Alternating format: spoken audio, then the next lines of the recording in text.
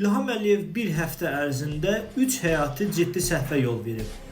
O və vitse-prezidenti Münhen Təhlükəsizlik Konfransında jurnalist Emin Hüseynovun suallarına cavab verərkən həm özlərini ifşa etdilər, həm də Emin Hüseynovu başqa bir dillə təhdid etdiklərinə görə beynəlxalq və yerli ictimaiyyətin qınağına tuş gəldilər.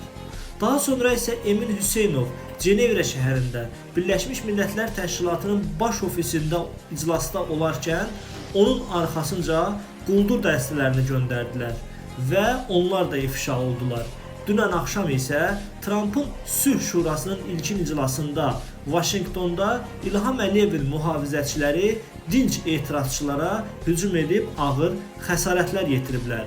İlham Əliyevin artıq əsəbləri dözmür. O ard-arda bir-birindən daha ciddi səhvlərə yol verir. Əziz Azərbaycan xalqı, yadınıza gəlir bir Qəddafi var idi. O diktator ki, New Yorkda BMT iclasında kağızları Amerika Birləşmiş Ştatlarının üzünə çırpırdı. Bütün dünyaya meydan oxuyurdu. Kanalizasiyadan çıxdı.